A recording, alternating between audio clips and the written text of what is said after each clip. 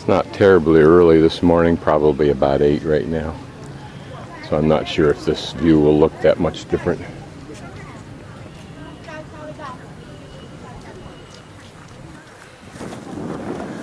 And I'm at Angkor Wat again, simply now to go through here and get into and up to on top of the temple, which I didn't do the other day.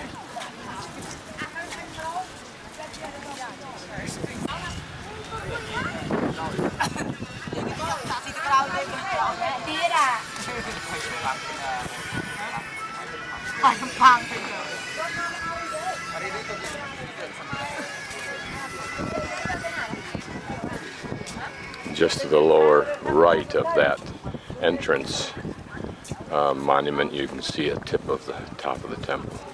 Now here's some proof that some people use this for boating, maybe even fishing. It's amazing the hordes of people that are here already this early. But the majority of these people race in, take a picture of the temple, go inside the temple, take a couple of pictures, turn around, walk right back out to get on their tour bus or minivan to continue on the race through all of the temples that the tour is going to offer for today. Now at Machu Picchu, there are different holes. They're bigger than this. They're maybe 6 inches, 8 inches long, maybe 3-4 inches wide, and maybe 2 inches, 3 inches deep sometimes. The argument is made that those are used for moving the stones. I question that strongly, because here, for example, you can see patterns: 2, 2. Next one, 2 and 2. Here's 1, 2 and 2. Now there's variance from this. Like this block here has 2 on each end. This one has 3, one bridging the other one. And here's 4 right together. What sense does that make? But whatever, there's more pattern here than there is at Machu Picchu. So there's some certain logic here, but at Machu Picchu there's no logic at all that I can see. Now here there are 3 sets of 2 holes each, but these are long stones, so it made some sense there somehow. Here, same size stone, still only 4. There's no logic that I can see yet. Now these stones here have holes in them, but the purpose of those was this is where they held the vertical pieces. And this is how they locked these vertical pieces, or some of them, into place. Consider it's quite possible that these stones never were originally in this place, but were part of some other building, and that these holes were used with pieces of metal or pieces of stone to interlock the stones vertically. Like, see here, there's 4 holes. What is the sense of that? 5 holes. Makes no sense. Now here are 4 holes. Now when I say it makes no sense, 4 sets of holes, I mean it makes no sense to me. There may be a logic to it, but no one's fathomed that logic that I've yet heard. There's just been guesses that that may have been what it was for. Well, and the Tooth Fairy lives. Okay, now I am for the first time inside the temple complex. When I say inside, I mean past that exterior corridor that has all of the bas-reliefs. And these, I think, are what are called asperas. I'm probably mispronouncing it, but they're the goddesses, if you will, or the priestesses that are arise from the frothing of the sea of milk, or the ocean of milk, when the gods are mixing it up.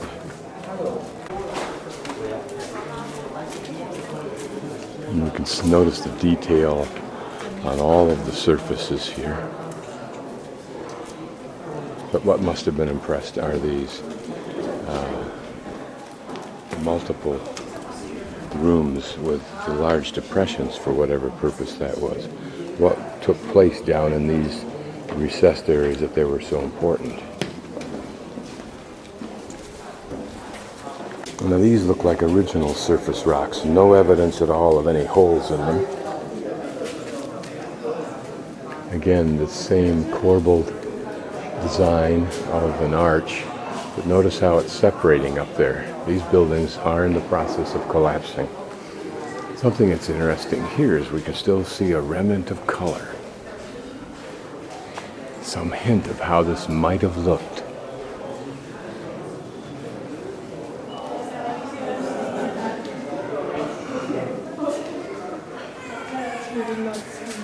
Just standing in another one of the 4 of these depression courtyards, for lack of a better term, that were very elaborate. What role did they serve? Did each one represent one of the coordinates? Okay, now we're climbing higher up into part of this interior temple area, whether we're at the main chedai or whatever you call it, or tower, I don't know. Now, something to notice, the stones on this side of where I'm standing, which is a wall, are pretty much perpendicular to the wall and parallel to these side walls. Around, notice how these stones are. Were they put in place knowing that they were not parallel to the side wall? I suspect if they were covered with something and it wouldn't have made any difference, then probably yes. If not, does it reflect some realignment of the stones after time? That doesn't seem possible because everything's so tight. So what is the answer? Don't know. This would have been the look as you went down. Now that doesn't seem important, but each wall probably represents another stage of the universe or another relationship lesser to the top of the highest tower, which is Mount Meru, the top of their universe.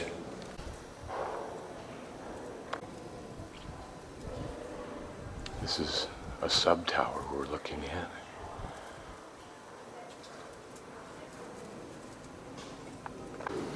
In here are some few remnants of the statuary that might have existed here. Most of that has been either stolen, destroyed by the Khmer, or removed to other temples probably. It's interesting as I looked at these current turned columns, and I'm calling them turned only because we're used to seeing them in wood.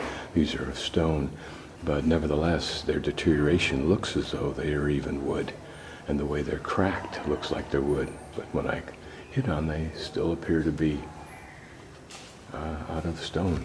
Okay, I don't think that's what I just said is true. I think these are wood, which now casts a whole new ball game, and that is, it looks like there's at least a mix of the same item in both wood and in stone. I'm looking at this wall because it looks like just a simple sheer wall. The seams are very tight where they are. You can find them tight, which means at one time all of the surface was a tight, smooth surface. And here you can still see the faint etchings of the design that was on here. Recognizing that it was sandstone, it would not have been that hard to get these really pretty close to being accurate and then sand the surface absolutely flat. Okay, I'm not more than 30 feet away from the columns we just looked at, and they appear to be identical in design, and they are stone. However, they sound almost like wood, but that may be the nature of sandstone. It is a relatively weak stone. Okay, I'm now standing in a large courtyard that extends all the way around the main towers. In other words, if you remove the main towers, you'd have a huge courtyard. Remember that the towers represent, particularly this one, the tallest one, represents Mount Meru, which is the center of their universe and the highest point, where the gods resolve, very much like the Acropolis in Greece. These lesser towers merely represent 4 or 5 lesser mountains in that scheme of mountains.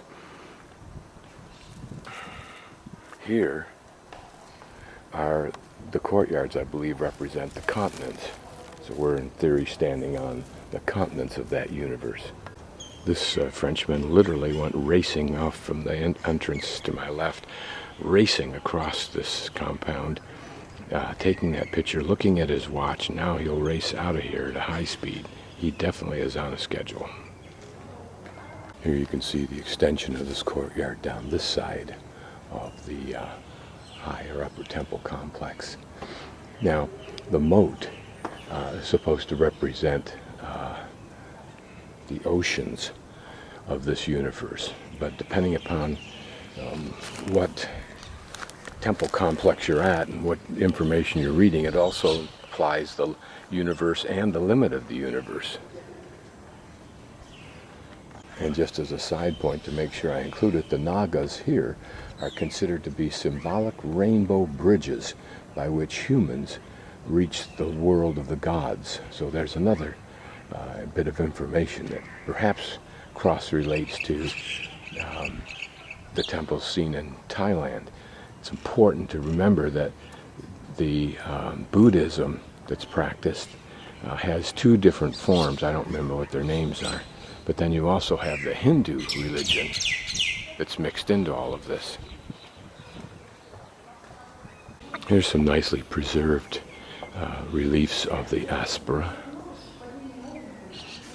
So according to the guidebook, Suriname, the second building of Angkor Wat, represented the epigee of architecture, economic and political power of this culture, as did the quality of their monuments, their edifices like this Angkor Wat, and the quality of their bas-reliefs.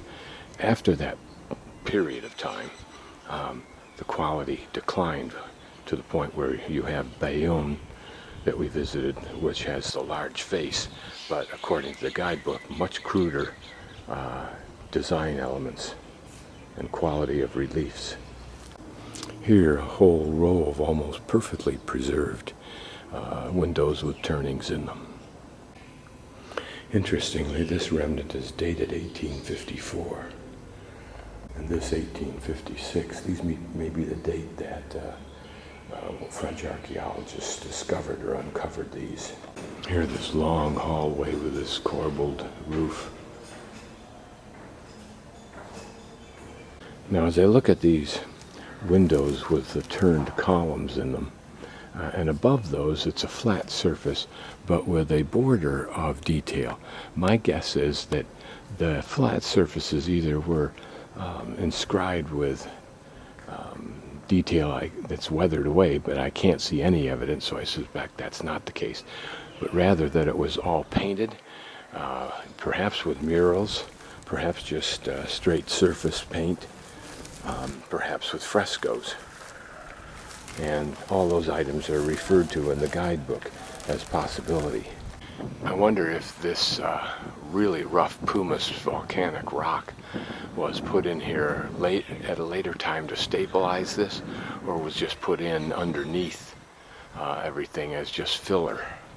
Now notice that those extra towers, those 4 towers representing sub-mountain peaks, if you will, represent still another level, and you can see that level defined by the balcony, by the windows, by the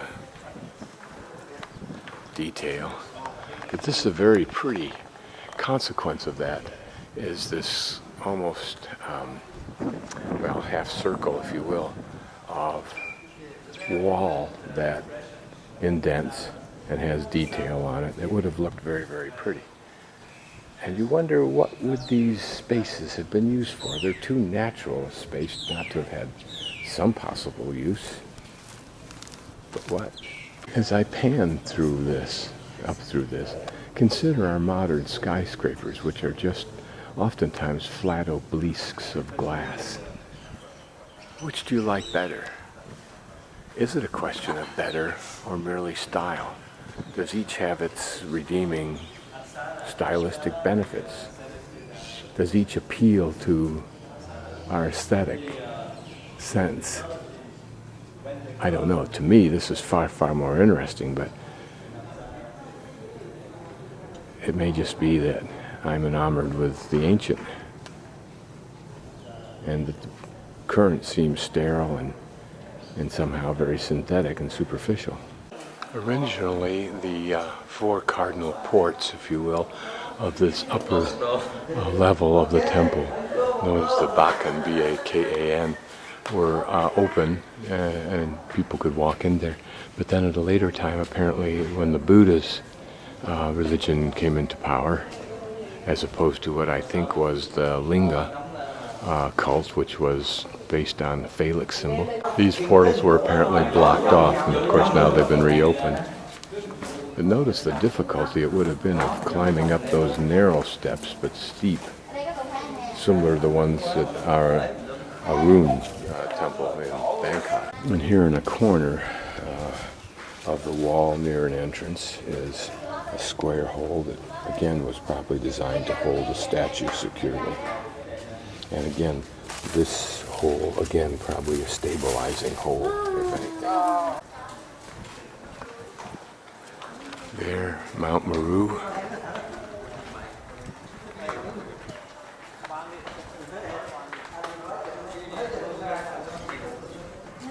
Presumably there was an entrance into that temple, but probably only for the extremely select few.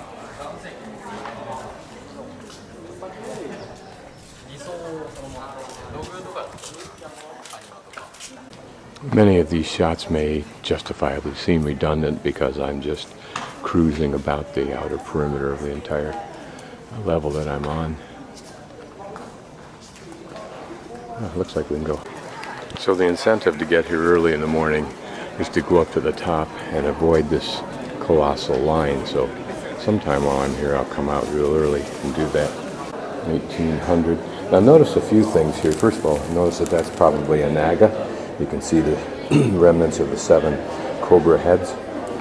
1800 it says. There's a notch in here, which probably meant that something was held in there. This hole here meant they put a piece of steel in there, rod to support the neck. Maybe something here and probably here to support this naga. And you can see a hole in there in the bottom of it, although they don't appear to match up, but might have when it was complete. Here, a little bit better preserved one. 1798. Notice the screening up here to protect people from the debris that inevitably will fall as that arch continues to break down. Now, one thing to notice that I've seen in some of these holes is you'll see almost as though it's a hexagon or an octagon type shape, and you'll see a remnant of that. And my guess is that somehow that was used as part of the mechanism for locking stone onto stone and to reduce the probability of the shifting of the stones.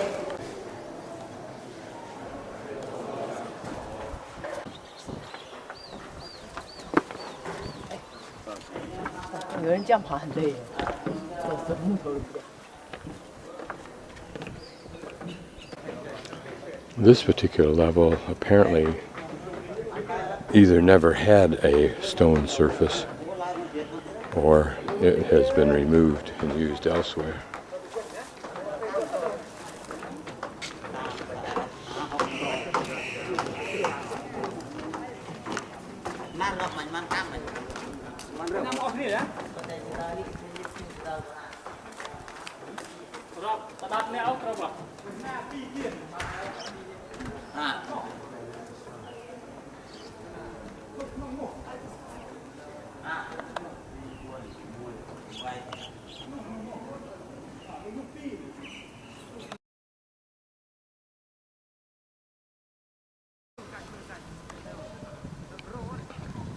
Playful and cute looking, but they can bite and scratch.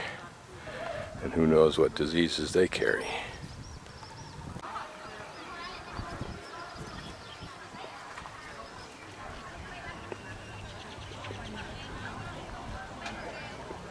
Two temple buildings that straddle the causeway from the main entrance to the temple. I'm not sure how new this is, but it may represent part of the original irrigation system here. Remember, irrigation and the huge reservoirs was one of the factors that gave this time period its great power. It is interesting how water was critical to the power of the Anasazi at Chaco Canyon and many other civilizations, the Aztec, the Mayan, and even now in America, there are those alleging that the next Great War will be over water. This building would have held an impressive statue of either a Buddha or a Linga for the Linga cult era, when this may well have been built, if it was built at the same time as Angkor Wat. But it may have, my point is, it may have held several statues and been of use to several different religious attitudes. Don't know whether this represents, apparently it does, a design element in here.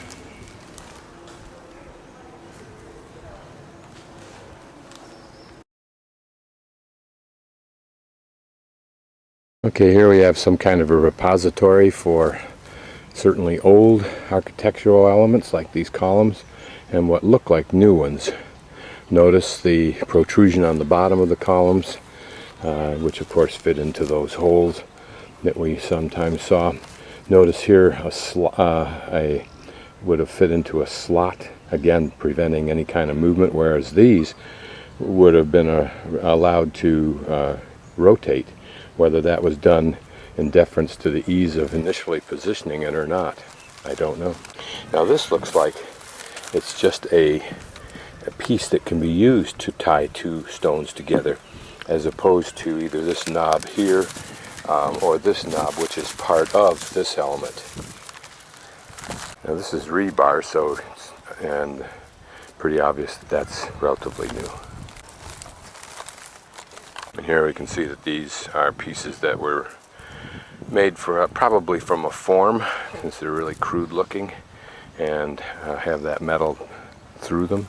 I don't think, but I don't know for sure that the Angkor Wat people had steel rod like this that was also turned to use. Again, this straight steel rod looks too precise, too manufactured. It may be that this is from an earlier 18th century French restoration. These are pretty young shoots coming out of the bottom of this monster tree.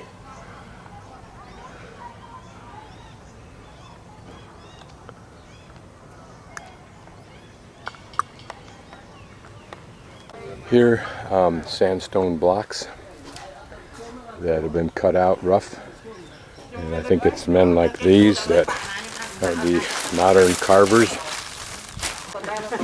So this may be some idea of how men several hundred years ago carved out the same artifacts that we see today. Instead of a pen, they would have had some other tool for marking, but probably all the same kind of things had to be done.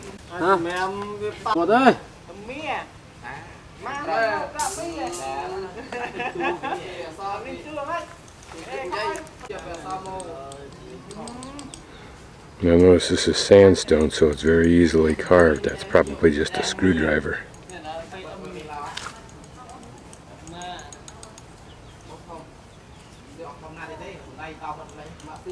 It's a simple little chisel.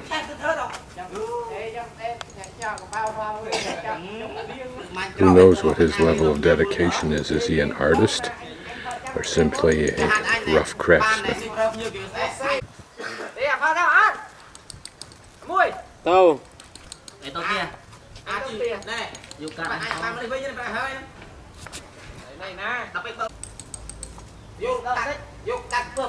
Bỏ anh. Hắn nó tiền trừ, lâu nó khơi.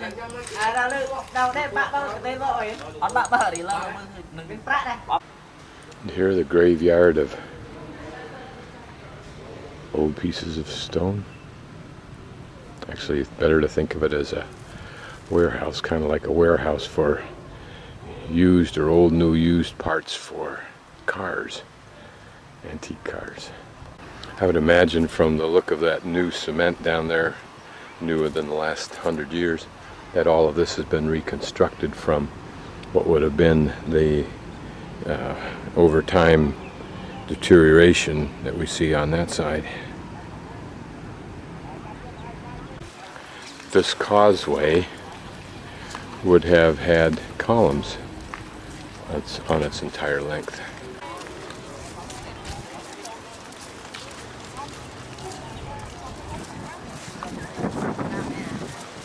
where the holes are on these big slabs. They're along the sides.